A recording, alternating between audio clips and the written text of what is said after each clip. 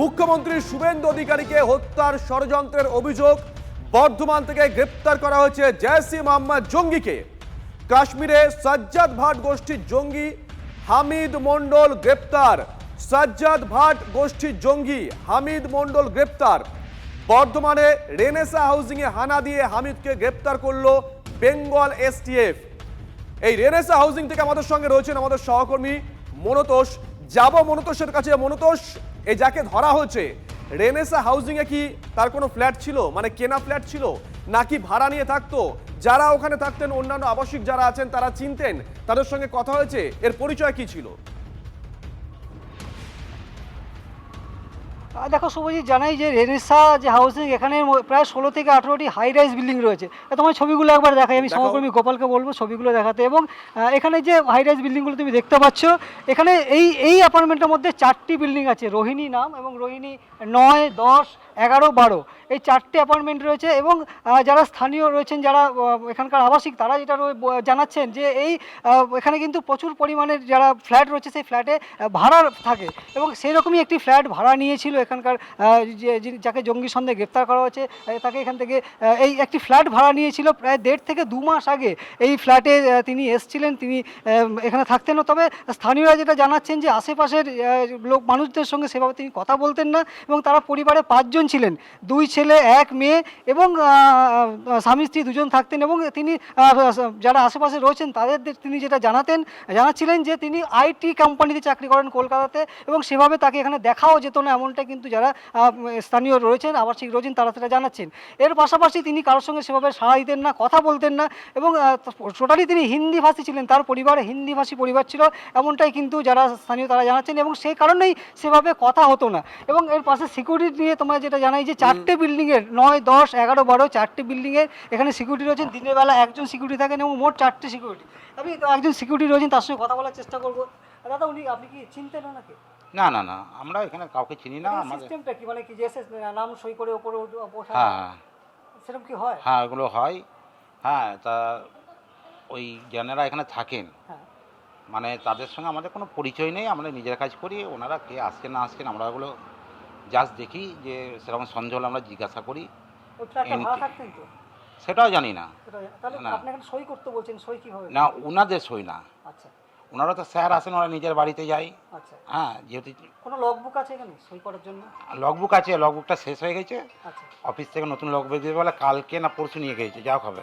আচ্ছা, নিয়ে হ্যাঁ গেছে। হ্যাঁ, তো কখনো দেখা হয়েছিল ওনার সঙ্গে, আপনি জানতেন? বলি ব্যক্তি হিসাবে আমরা কাউকে পার্সোনালভাবে চিনি না। আচ্ছা, আসা যাওয়া করে দেখি, মুখ চেনা হয়ে যায় যে এখানে থাকে, এই হিসাবে। এই হামিদের সঙ্গে কেউ দেখা করতে যেত?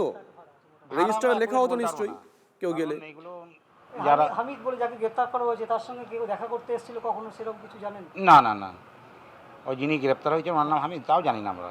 নামই জানেন না? না, আমরা জানি না। ফ্ল্যাটে কাউকে চেনেন না সেভাবে বলতে? না, ফ্ল্যাটে বলি, ফ্ল্যাটে আসা যাওয়া করে, কোন ব্যক্তি নামের সঙ্গে পরিচয় নেই। আচ্ছা, ব্যক্তিটা কে, সে তার নামের সঙ্গে আমাদের পরিচয় নেই। ওই যাকে গ্রেপ্তার করা হয়েছে তাকে কখনো দেখেছেন? দেখেছি বলে মনে হচ্ছে না, এবং দেখেছি বলে সেটাও বলতে পারবো না। হয়তো ওরা মুখটা দেখলে চিনতে পারি যে হ্যাঁ স্যার এখানে থাকতেন বা কিছু। হ্যাঁ, এইরকম। তাহলে এখানে মানে কোনো লগবুক মেনটেন করার কোনো বিষয়টা আছে। লগবুকটা পরশু দিনকে মনে নিয়ে গেছে অফিসে। সেই যদি লগবুক থাকে তাহলে তো আপনার কাছে সই করবে এসে? না, আপনি বুঝতে পারছেন না, কোনো ফ্ল্যাটের অনারের কোনো সই হয় না। আপনি তো ভাড়াটিয়া ছিলেন। ওই তো ভাড়াটিয়া যাক অনারই তো, মানে এখানে বসবাস করে, তাদের কোনো সই হয় না। সই হয় কাজের লোকদের। ভিজিটর? হ্যাঁ, ফিলিনকিট এগুলো এলো, এসে তখন তাদেরকে জিজ্ঞাসা করা হয়, তাদের ফোন নাম্বার নেওয়া হয়, বাইক নাম্বার নেওয়া হয়, ছাড়া হয়। এত বড় একটা ঘটনা ঘটছে, এরপরে কি মনে হচ্ছে কতটা নিরাপত্তা আছে এখানে? সেটা কি করে বলবো বলুন তো।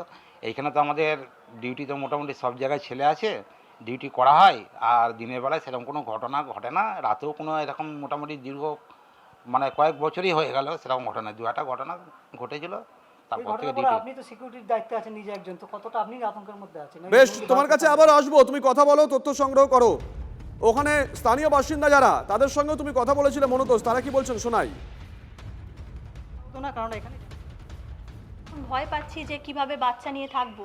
রেনেসা টাউনশিপ একটা এত ভালো, এখানে এত সুন্দর পরিবেশ ভেবে আমরা এসেছিলাম, আজ 10 বছর আছি।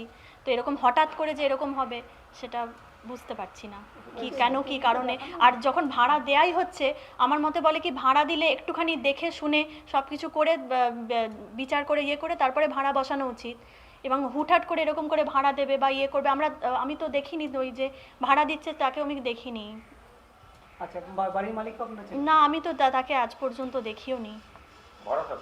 হ্যাঁ, অনেক ভাড়া আসতেন, মানে এই 2 বছর 2.5 বছর করে করে ভাড়া থাকতেন এবং ভাড়া এসে 2 বছর 2.5 বছর পর পর চলে যেতেন সেই ভাড়া যারা থাকতেন। কবছর ধরে ভাড়া ছিল এই ফ্যামিলি 1 মাস 1.5 মাস দেখছি, আর একটু বেশি, আচ্ছা 2-3 মাস, হ্যাঁ এরকম হলো। ওনারা এই 15 দিন হলো, 15-20 দিন হলো আগে এসছে, ভাড়াটিয়া এসছে থ্রু ব্রোকার। তো এবার আমাদের সাথে তো পরিচয় নেই, যা হবে ব্রোকার যে এনাকে ভাড়া দিয়েছেন তার সাথে কথা বলতে পারেন। উনি বলছিলেন যে উনি নাকি সল্টলেকে আইটিতে সার্ভিস করেন। আচ্ছা, একতা মেহরা বলে একটা নাম পাচ্ছি। ওটা হাউস ফ্ল্যাট ওনার, আচ্ছা আচ্ছা, কিন্তু উনি ভাড়াটা এতে এসছেন।